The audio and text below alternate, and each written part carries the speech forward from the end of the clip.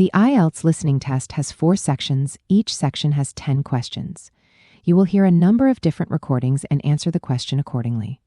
There will be time for you to read the instructions and questions, and you will have a chance to check your answers. All recordings will be played once only.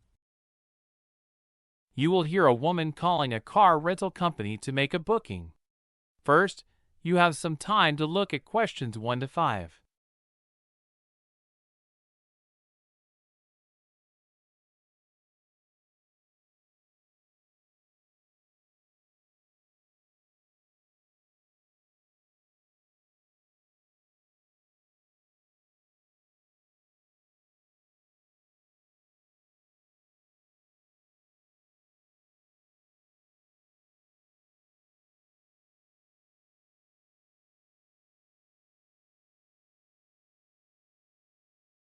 Now listen carefully and answer questions 1 to 5. Good afternoon, City Drive Rentals. How can I help you today? Hi, I'd like to rent a car for a few days next week, and I wanted to check availability and prices. Sure, I can help with that. May I have your name, please? Yes, it's Jessica Rollins. That's Rawlins. Got it. And can I have your phone number? Sure, it's 079065213. Thank you.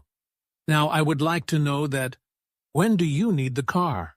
I'll need it starting till Sunday or Monday. Yeah. Please confirm for the 14th of August. And for how many days? I might be thinking to return it on weekend, but I think I would have no use for the car on Saturday, so Friday, and that's 5 days. Great. And what kind of vehicle are you looking for? Something compact, ideally a small hatchback. I don't want anything too big. All right. I'll just note that down. Now let's move on to the logistics.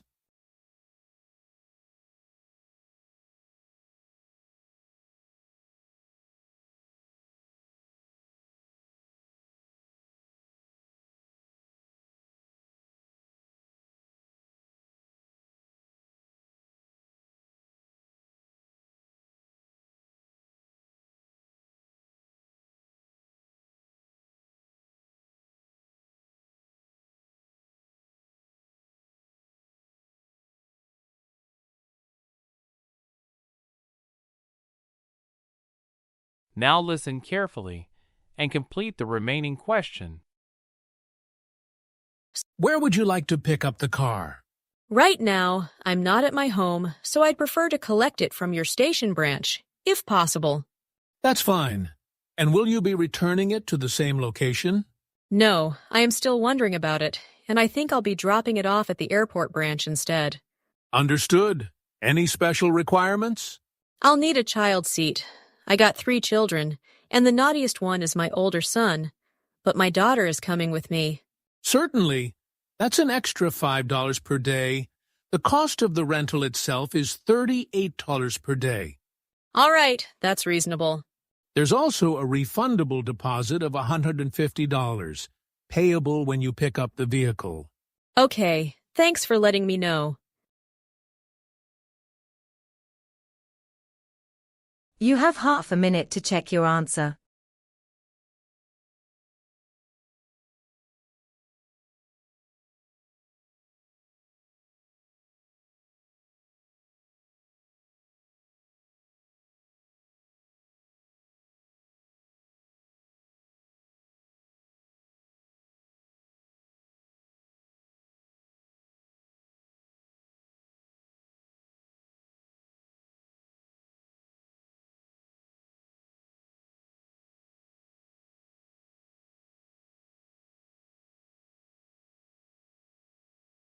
You will hear a park coordinator giving an introductory talk to new volunteers at Green Valley National Park. Listen carefully and answer the questions. You will get some time to look into the question.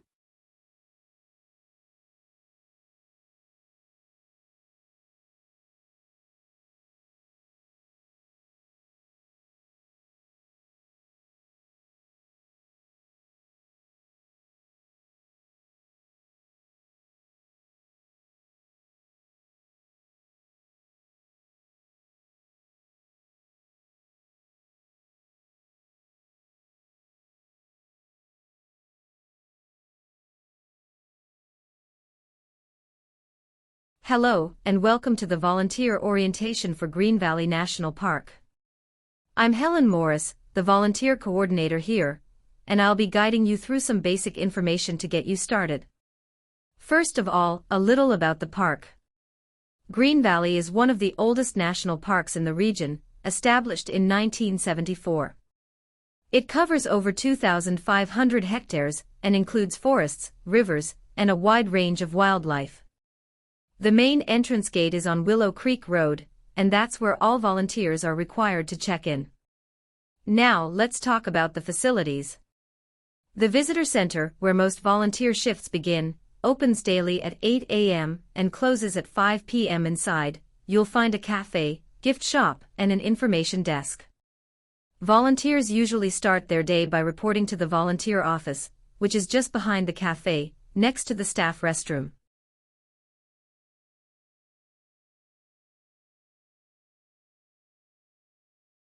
Complete the remaining question. You will have some time to look question 15 to 20.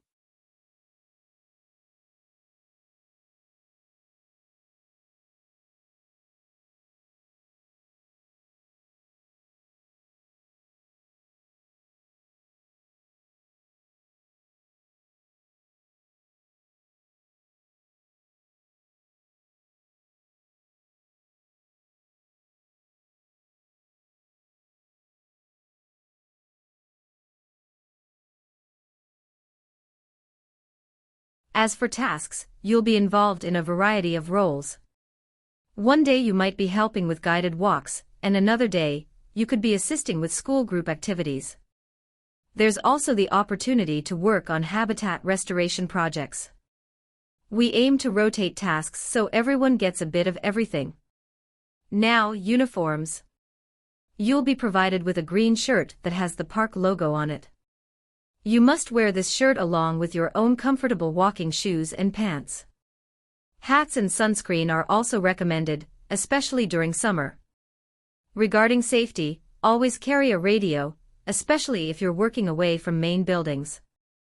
These are kept at the volunteer office and must be signed out each morning. In case of emergency, use the red button on the side of the radio to call for help immediately. Lastly, let me mention our feedback and support system. Every Friday afternoon, we hold a short meeting at 3:30 p.m. where volunteers can share experiences, ask questions, and suggest improvements. That's all for now. Thank you for choosing to volunteer with us. You're making a real difference to this beautiful park. You have half a minute to check your answer.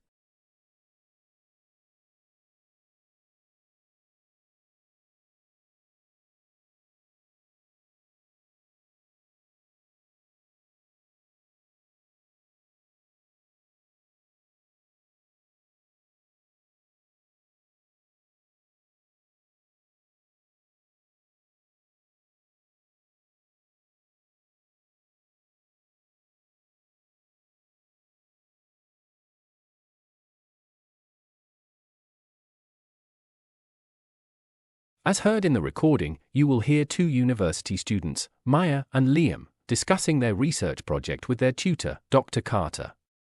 First, you have some time to look at questions 21 to 26.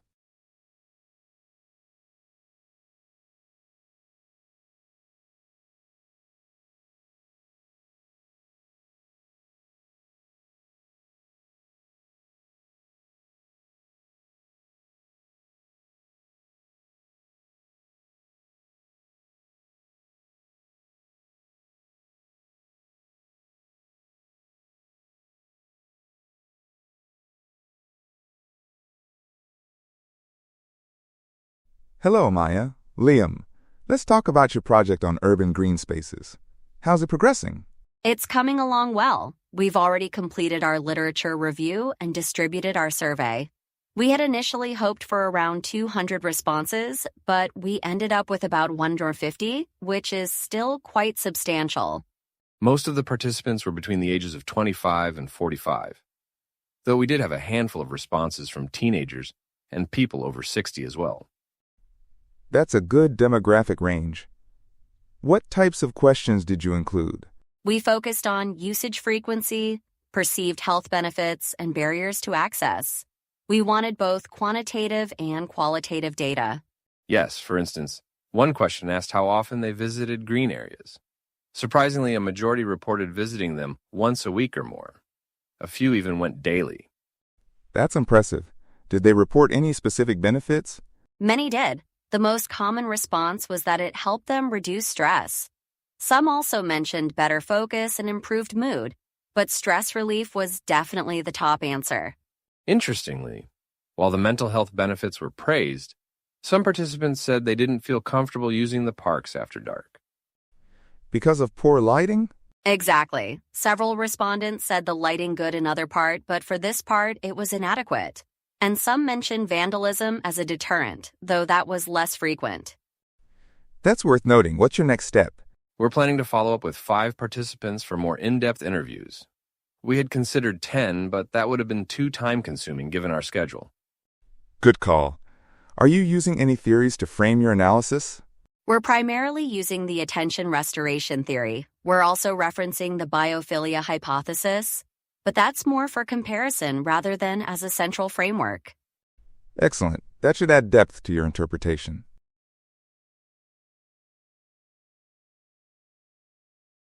Listen the recording carefully and complete the remaining answer. You have some time to look into question.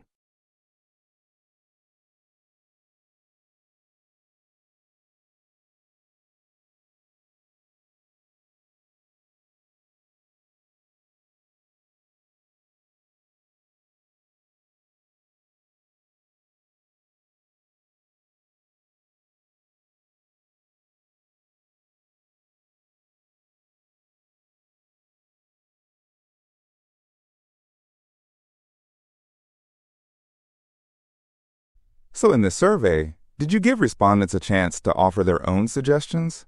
Yes, we added an open-ended section where they could suggest improvements to their local green spaces, things like better paths, more seating, or community gardens. Some people even suggested having small cafes or food trucks to attract more visitors, but we felt that might distract from the natural atmosphere, so we're treating those ideas cautiously. Fair enough. And about usage patterns? You mentioned weekly visits? Yes. Over 70% said they visited at least once a week, with some noting that they'd go more often if parks were more accessible or felt safer in the evenings. One of the major concerns highlighted was the lack of security. Not just poor lighting, but the absence of visible staff or patrols, especially in more isolated areas. That's quite revealing. So when do you expect to finish the report? We're aiming to have the first full draft done by mid-next month, and we'll finalize everything by the end of next month. That'll leave us some buffer for revisions. Sounds like you're well organized. Just keep documenting those qualitative findings. They'll really strengthen your conclusions. You have half a minute to check your answer.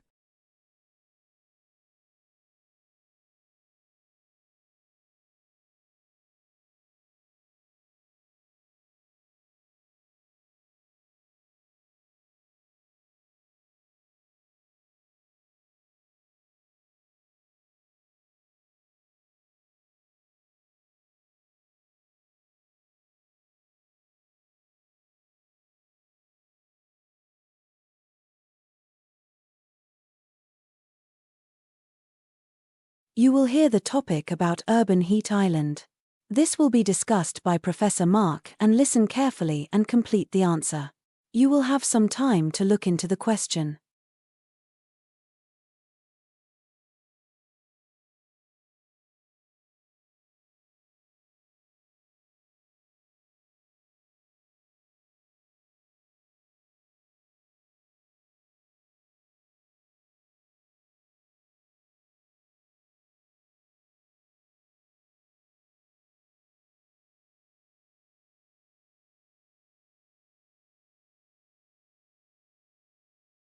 Good afternoon, everyone. I hope you're all managing to stay cool today. It's a perfect example of the topic we are about to discuss, urban heat islands, or UHIs. Now, let's define what this term means. Many people assume it refers only to heat caused by weather patterns, but actually, an urban heat island is a metropolitan area that is significantly warmer than nearby rural areas. This temperature discrepancy is mainly a result of human activities, such as construction, traffic, and the operation of cooling systems. Although some scientists initially speculated that topography or altitude differences caused it, further studies confirmed it's primarily linked to urbanization. Historically, this phenomenon was first documented in the early 19th century, specifically in London. Since then, cities across the globe, like New York, Tokyo, and Delhi, have exhibited similar patterns, especially as urban density has increased. Now, let's talk about what creates the UHI effect. First, urban areas are filled with dark, heat-absorbing surfaces, such as asphalt, concrete, and even dark rooftops. These materials retain heat much longer than natural surfaces, meaning temperatures stay high even after sunset. Some earlier studies believed that building height played a bigger role, but it's now clear that surface material is the major factor. Secondly, vegetation is much less common in urban zones. While parks and rooftop gardens do exist, they are often too few to make a substantial difference. This limited vegetation reduces shade and natural cooling processes like evapotranspiration. So, fewer trees and green spaces mean higher overall temperatures. And third, the use of vehicles and air conditioning systems contributes additional heat to the urban atmosphere. Not only do these systems release hot air, but they also worsen air pollution. It's a double burden: the environment is hotter, and the air is harder to breathe. Some newer, energy-efficient cooling units aim to reduce these effects, but the overall impact remains significant, especially during heat waves. Listen the recording carefully and complete the remaining answer. You have some time to look into question.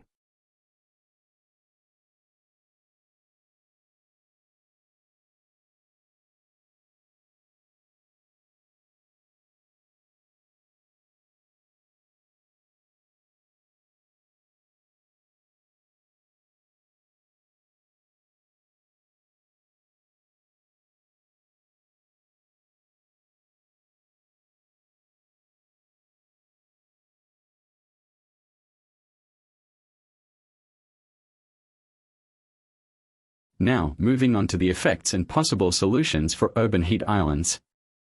The impacts are widespread.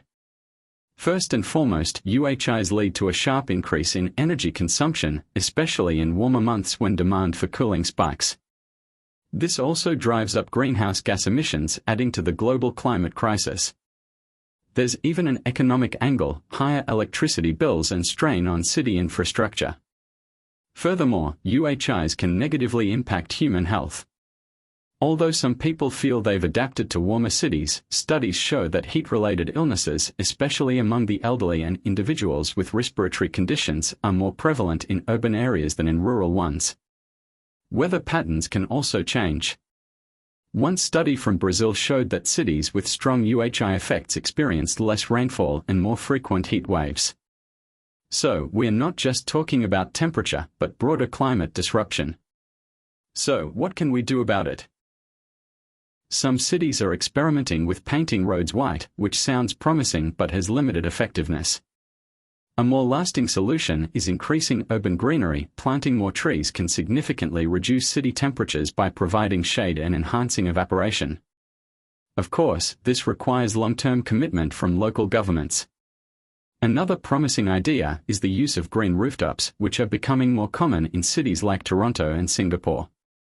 Though they involve higher construction costs, they contribute both cooling and insulation benefits. Additionally, buildings can be designed with reflective roofing materials. These cool roofs don't absorb as much heat, reducing both indoor and outdoor temperatures. Some companies are even testing self-cooling materials, but these are not yet widely available. Next, there's the idea of permeable pavements, which allow rainwater to pass through and naturally cool the ground. Though not suitable for high-traffic roads, they are ideal for sidewalks and plazas. Lastly, a more thoughtful approach to urban planning, such as creating open spaces and allowing better airflow between buildings, can significantly reduce heat retention. Of course, retrofitting older cities is more challenging, but it's still possible with the right policies. And while banning air conditioning may sound tempting from an energy-saving perspective, it's clearly impractical in modern cities. The goal should be smarter use, not elimination. You have half a minute to check your answer.